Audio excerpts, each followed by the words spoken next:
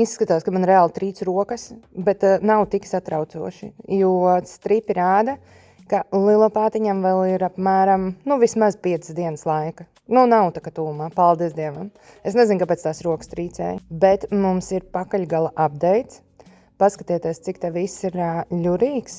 Un šīs ten ir reāli noticis 2 dienu laikā. Vakar šitas ten jau bija. Un es teiktu, ka tas ļurīgums ir no 9 no 10. Salīdz ar šitādi ten piedzemdēja. Plus viņa ir kaut ko brucinājusies ar asti, var redzēt, un viņai cilājās aste. Tas jau ir kaut kāds, es nezinu, superrekords. Starp citu ir mainījusies arī vāverītes, tās vāverītes, kas nāk no mīcīšu valstības forma. Video tik labi nevar redzēt, bet vēdera forma ir mainījusies, un kumeliņš ir tieši šitien te. Viņi pat var sajust, uzčamdot. Tā arī reāli ir. Viņi saskatījās dzemdības, un kaut kāds process tur ir palaidies. Te es gribēju viņu nofilmēt no sāna, un viņa visu laiku nāca pie manīm iečakoties un pārbaudīt, vai es pareizi filmēju, tā, lai viņa neizstās rasna. Jā, jebkurā gadījumā ļoti interesanti, jo kaut kāds kumeliņu palaidējuma mehānisms ir palaists.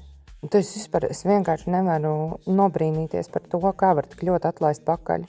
Tad, ja nebūtu stripu, es vispār apbrīnoju tos cilvēkus, kas šito ten visu dara bez stripiem, ko es mēģināju parādīt, kā oriģināli stāv asta. Jo tie stripi, es 100% nevaru ticēt, bet vismaz apmēram viņi parāda.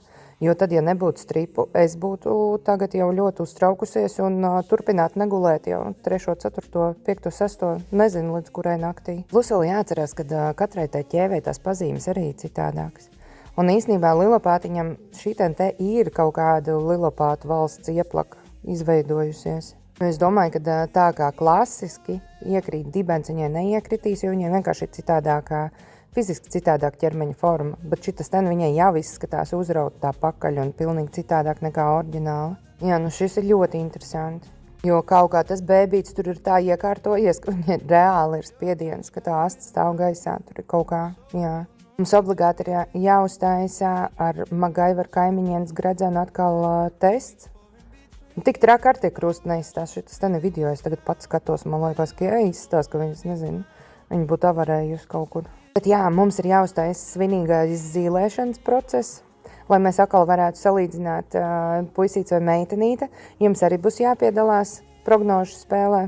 Tā kā tagad katrs var pārbaudīt savu intuīciju atkal un rakstat, būs puisītes vai meitenīte, un iespējamās krāsas ir bēra, ruda, tumši bēra, sirms nevar būt. Jo, lai zirgs varētu piedzimt sirms, ir noteikti vienam no vecākiem jābūt sirmam. Tas, ka būs melns, arī diezgan maz iespējamība, bet, tu nekad nevar zināt. Un tad tie mazie pupiņi. Es ļoti ceru, ka būs meitenīte, tāpēc, ka meitenītes, reāli tā ir, viņas vienmēr mazāk tupī. Jo tie mazie pupu galiņi, redzat, tādas tītrī, ir ļoti grūti kumeliņam, tā kā atrast pirmajā reizē pieniņu. Un man ir aizdomas, ka puisītim tas varētu sanākt vēl ilgāk. Un tā kā lilopāts nav vispacietīgākais dzīvnieks šajā planētā, viņai būtu daudz vieglāk, ja būtu meitiņa. Un es tagad to saku, man liekas, 100% droši vien tad būs puisīts. Jā, bet es gribu zināt, ko jūs sakat. Liekam gaisā likmes, un pēc tam mēs vēl pievienosim, uztaisīsim gredzenu testu.